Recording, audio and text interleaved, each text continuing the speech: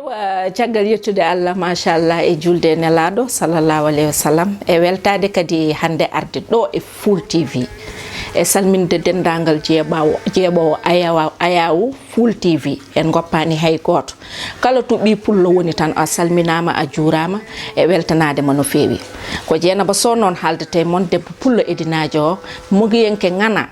gandaɗo no fewi e nder mogo pular min salminton e juurade on ewa ko jiiɗa soɓi ko wiyete ko pular wi sa yi tew tan wonko maayi somi yahani tourné Fouta no wayno mi yeehi par ce que hande ko onon goni famille am ko Dieynaba andira ko groupe Yero Sow somi yeehi tourné groupe Yero Sow ha hikka noon mi dañani yaade wonko saabi ɗum par ce que ɓe mbi ko tambiɗo jeeya no wiyete ko pular wiyata ko jeeyaɗo jeeya ko rondi sako ko tambi machallah mi yeeɓi série dewgal mi yeeɓi ɗum no fewi kala épisode mo pawɗon meɗen daara no fewi machallah mi yi sukaɓeɓe kadi ko wayno villageois ko wayno fama machallah ɓe mbaɗi effort sukaɓeɓe foof ɓe mbaɗi effort kadi ɓe tawti mawɓe mabɓe kadi mbeɗa andi hol on kolliɓe lawol par ce que hande ɓuurimi welde dewgal ko leçon ji tottirɗon e dewgal ko hunde wuurade hunde nde ganduɗa ko hunde wonde ko yimɓe nguuri ko ɗum gadduɗon e dewgal te kadi ko ɓuuti holliri par ce que on ji yimɓe jeeɓi ɗum kadi machallah Full TV ari kadi holliri hoore mum par ce que hande ɗo affaire o ko golle tan ay ɓe mbi ko haala ka ma heew kono ko golle hollirta hoore mum neɗɗo sa golli tan a holliri hoore ma sa haala ka heewi a gollani kadi yimɓe ɓe mbiyata ko tan deƴƴa kono machallah Full TV waɗi effort yettimo ɗo ganduɗa ɗo kadi machallah weltare dewgal kadi machallah mention spéciale ewa c'est la première fois ɓe jiikame Full TV kono min nde gonmi Full TV nde ɓooyi wona hande par ce que ko wiyete ko holko miiƴi Allah ka lamɗo min somi yiyaka écran e Full TV eɓe poti ɗaminade andude Dieynaba Sow ko arata Full TV par ce que min koye Full TV jeeyami jiiɗomi hen hande mo yiyanimi hen hande ma yiyam hen par ce que ko hen jeeyami junggam nana nder wadde Full TV ko Full TV yam min Dieynaba Sow eyyi ɗon noon ma wat zullul makko zullila ɗon ma hawre sunna inchallahu rabbi par ce que mbeɗa andi surprise aji kewɗi nana gara e deuxiéme saison dewgal ɗum kam paade ɗum joɗɗon tan e peewal tan ƴetton croissant ji mon pawdiron koyɗe mon gandon ko hunde nde ganduɗa weeɓata Dieynaba nana ara e dewgal te inchallah goɗɗum kadi surprise nana fada on te weeɓata solla jeeɓi remercier groupe o foof exceptionnel à toi Yero Sow ɓe mbi ko aduna ko mere mo jikki koko gasata mo jubbi koko gasata wadde mbiyanmi ko Yero Sow mention spéciale à toi franchement en beltinimo noon groupe o foof franchement par ce que sukaɓe dariɓe joguiɓe pellital kadi goni ɗo yiɗɓe pulago kadi wattorɓe pulago emin eto noon te inchallahu rabbi koye voix moƴƴo gonɗen ma moƴƴu so Allah lamɗo jaaɓi e wiide bandiraɓe Full TV jeeɓe mbaɗon abonné mbaɗon like gandon noon wonko aroy to yeeso ko goɗɗum ça va chauffer inchallah rabbi bientôt min woni Amadou Bator Sow ɓurɗo andirede Yero Sow ko adi foof mi salmini téléspectateur uji Full TV internaute uji Full TV yeeɓoɓe Full TV aussi e kala to bandiraɗo woni kala to bi pullo waali mi salmini bandiraɓe sehilaɓe kadi e bandiraɓe mi salmini on no fewi au fait min ko tinmi hen au fait aɗa joua waye comme no hoorema kaldata par ce que peut être sensation mo dañanmi hen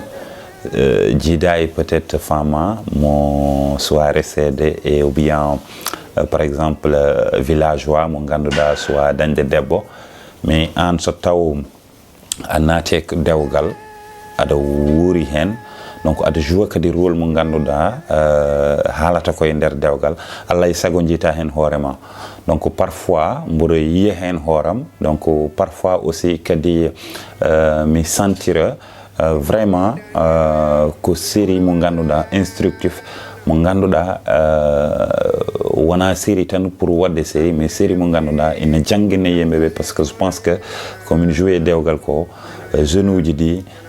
ɓe ganduɗa ɓoyani koɓe naate dewgal par ce que dewgal no hamni no muusi no weeli kono sahaji ko muusi ko ɓurata hewde par ce que ko gowata ko ou bien ko gownoɗa ko e dañde liberté ma yaade to beleɗa wadde ko welma donc ɗiɗon liberté uji foof a nattat dañde ɗum donc a wawa wadde gaga hunde tawa waynaki a wawa yaade kadi nokku tawa waynaki ɗiɗon affaire uji foof arat donc raison de plus cikkumi tan série o ari ko to moment mo ganduɗa rendo ngo no sohli ɗum et puis c'était vraiment cool sahaji a dañat difficulté en tant que binduɗo scénario o sahaji a dañat difficulté e banggue mise en scène o mais c'est normal parce que en bas de formation ganda les 7 règles de l'art et les 3 P pensée plastique et aussi kadi parole donc sa andi ɗum ɗon aɗa forma ou bien aɗa totta dialogue ɓe ganduɗa peut être ɓe janggani ɗum ɗon to niveau mabɓe tolni koɓe tottuma e niveau mabɓe koko ɗum tan jettata kono sahaji aɗa yiiɗa ɓe ngabba dow aɗa yiiɗa kadi ɓe beyɗo koɓe mbaɗata ko mais petit à petit l'oiseau fait son nid et puis mi dañi hen satisfaction et je leur félicite parce que minen amin mbawno wonde les acteurs principaux ko wayno min e Yacine ou bien bébé Aïcha ɓe ganduɗa ɓe gowi juuɗe mais saɗa yaada e sukaɓe aussi kadi a susnatɓe woni holɗum rokkudeɓe chance mabɓe beele kamɓene kadi janggo e jaam soɓe jiyani moon ou bien soɓe dubinani moon ɓe daña cuusal wawde jettude rôle uji ɓe daña cuusal wawde juude ko ganduɗa jettude responsabilité ɗum wonno objectif o c'était pas facile parce que ko wayno Fama meeɗa wonde acteur principal ko wayno villageois aussi kadi yimɓe gandunomo koye banggue TikTok e vidéo uji baɗi noon donc so ari e nder série mo ganduɗa ko wayno Mo Mélodie ganda musique tan woni passion mum woni meccal mum donc on sana artirimo e banggue théâtre pour o jouer ɗum o dañat parfois des lacunes mais on a su gérer avec leurs lacunes ha dañen résultat mumen dañi o ko ɓuuri kam welde woni holɗum min gardini ko sukaɓe au début won jalannoɓe série o par ce que sa ƴeewi épisode 1 o yeehi ha hedde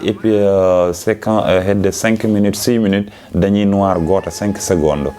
donc nde o dañi noir 5 secondes woodi télévision ji ɗi ganduɗa nan ɗo leur membre jali série o wi ƴeew aɓe par ce que Full TV ɓoyani ko ari nde donc ne premier épisode o yalti ɓe mbi amen donc ƴeew ɓe mbi aɓe mbaɗa série ay épisode mabɓe fewani et après à fur et à mesure série o yeehi ha tawi ɗo série ji ɗi ganduɗa waɗama des millions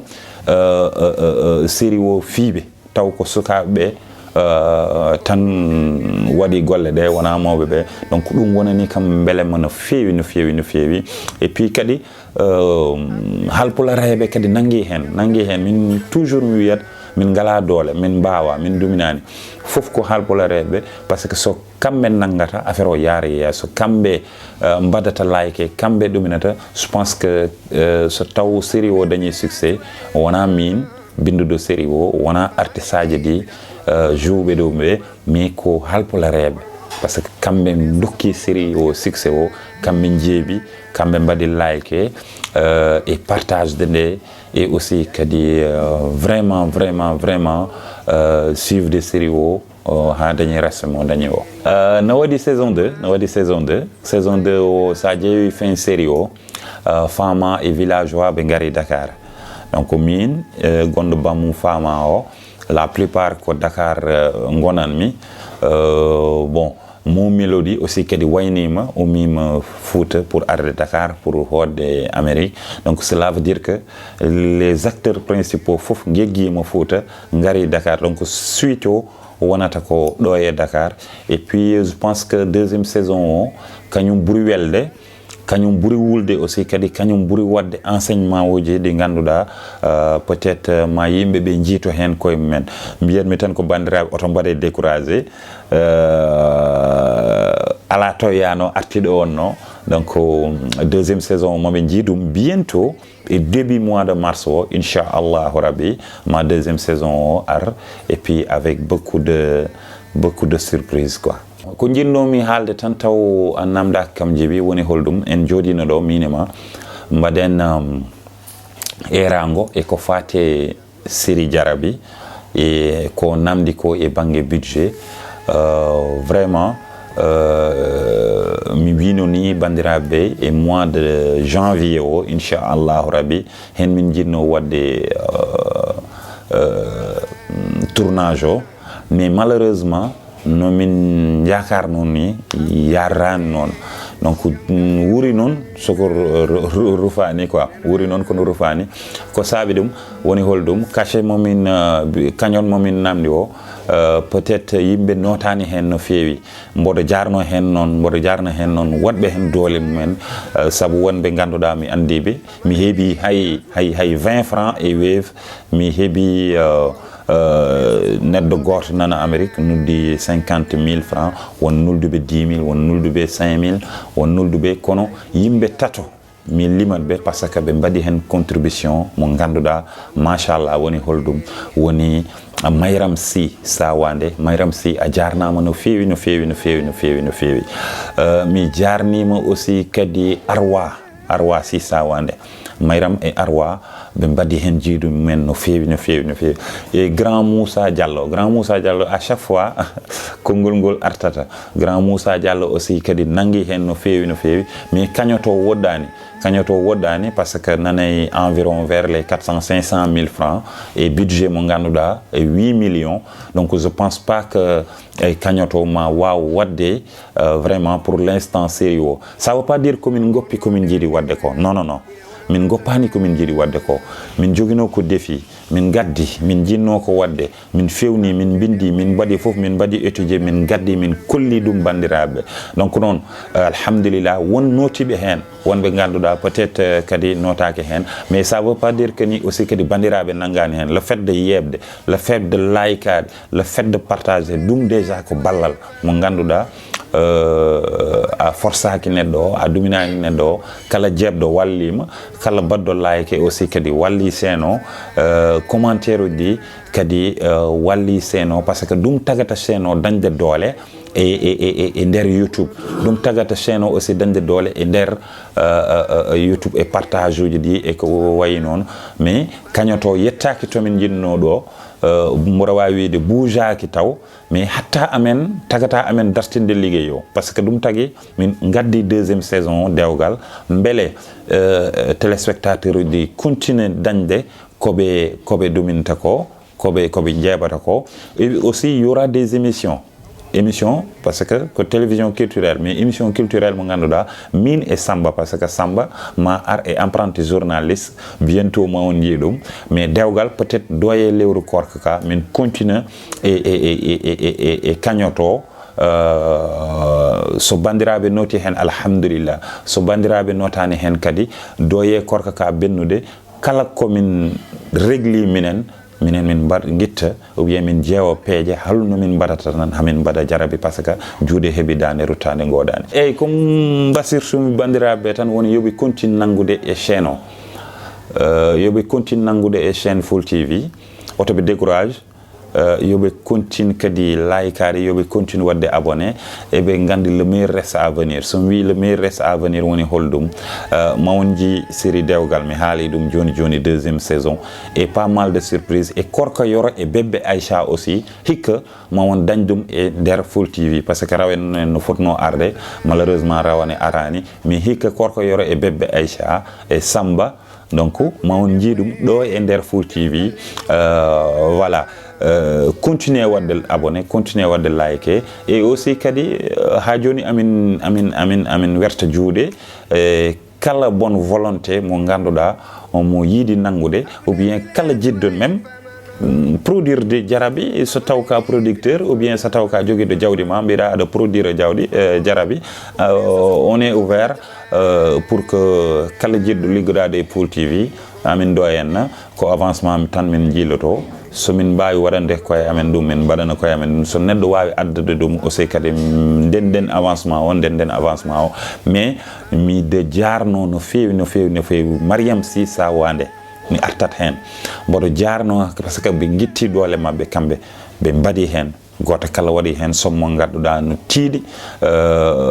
kanko Arwasi et aussi kadi Moussa Diallo et adduɓe participation men ɓe fof mi wawa limde par ce que limde fof juumat ha gadduɗo hen bunnaye o donc on so dañi no milliard waɗat ɗum